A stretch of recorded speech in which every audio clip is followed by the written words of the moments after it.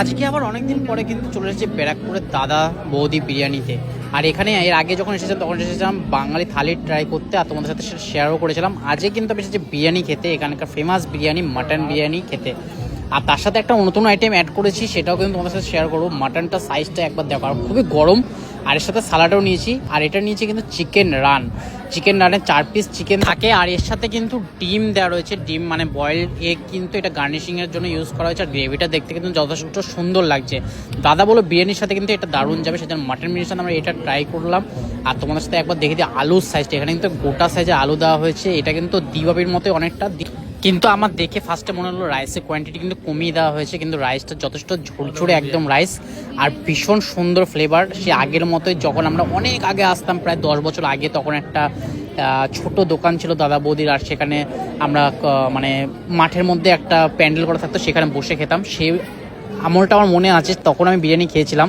তখন পয়সা জমিয়ে দাদা বৌদির বিরিয়ানি খেতে আসতাম, আর তখনকার ফ্লেভারটা কিন্তু এখনও কিন্তু সেরকমই সেমই আছে, লাগলো যা সেই আগের মতো কিন্তু এখনও কলা পাতার মধ্যে সার্ভ করা হচ্ছে। আর রাইসের কোয়ালিটিটা আমার দারুণ লাগলো, মনে হচ্ছে আরেকটু বেটার হয়েছে। ওরও তো ভীষণ ভালো লাগলো। দুজনে কিন্তু আমরা মাটন বিরিয়ানি নিয়েছি, আর তার সাথে চিকেন রান নিয়েছি, আর সালাড নিয়েছি। সালাডের কিন্তু থিকনেসগুলো যথেষ্ট মোটা, আর চিকেনটা কিন্তু অসাধারণ লাগলো, অসাধারণ। এটা কিন্তু নানের সাথে মানে আমার আরও বেশি বেটার লাগবে আমার যা মনে হলো, কারণ কি অতটা স্পাইসি না, কিন্তু মাটনটা খুবই সুন্দর। এখানকার মাটনের কোয়ালিটি হয় না। আমি একবার খেয়েছিলাম দিবাপির মাটনটা আমার দারুণ লাগে, আর চিকেন চাপটাও দারুণ লাগে। আর এই বিরিয়ানি মানে দাদা বৌদি বিরিয়ানি, এই বিরিয়ানির মধ্যে কিন্তু মাটনটা কিন্তু অসাধারণ লাগে। আমি যতবারই আসি দাদা বৌদিতে কিন্তু এই মাটন বিরিয়ানিটা বেশিরভাগ খাই। আর এটা হচ্ছে চিকেন রানের সাইজগুলো দেখো, 4 পিস চিকেন দিয়েছে, আর দারুণ একটা থিকনেস রয়েছে গ্রেভির, দারুণ ফ্লেভার। এটা কিন্তু নান বা রুটির সাথে কিন্তু দারুণ লাগবে। আমি নাম দিয়ে খাইনি, আমি বিরিয়ানি দিয়ে ট্রাই করলাম। আর এই যে চাটনিটা, এই চাটনিটা কিন্তু সালাড দিয়ে খেতে দারুণ লাগে। এটা কিন্তু সে অনেক আগের থেকে চলে আসছে, এদের এই চাটনিটার আমার বিরিয়ানি দিয়ে খেতেও দারুণ লাগে। আর দাদা বৌদি তো কোনো কথাই হবে না, সত্যি এদের খাওয়ার কোয়ালিটি খুব সুন্দর। আগে যখন বাঙালি থালি খেয়েছিলাম তোমাদের সাথে শেয়ার করেছিলাম, সেটাও দুর্দান্ত ছিল, আর সেটা তোমরা খুব ভালোবাসা দিচ্ছ ভিডিওটার মধ্যে, আমার খুব ভালো লেগেছিলো। আমার থালিটাও ভীষণ ভালো লেগেছিলো, সস্তার মধ্যে 200 টাকায় ওরকম একটা ভেজ থালি।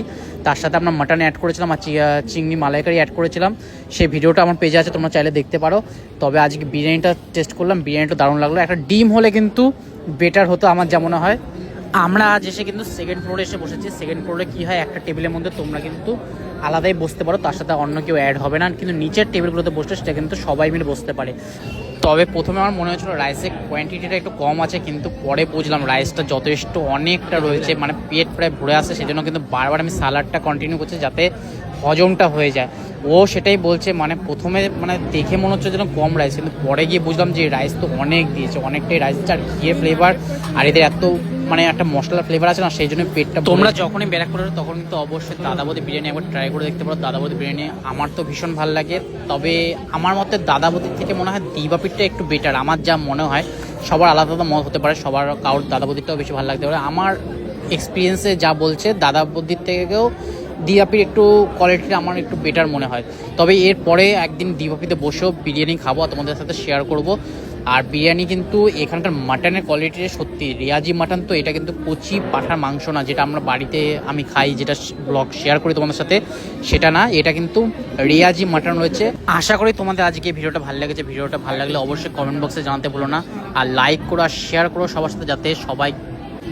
তাহলে পেট বললো বিশাল অতিরিক্ত প্রয়োজনের বেশি, সত্যি পেট পুরো ঢাম হয়ে গেছে, সেই জন্য এখন কোল্ড ড্রিঙ্ক খাচ্ছি। এটা হলো আজকে আমাদের টোটাল বিল।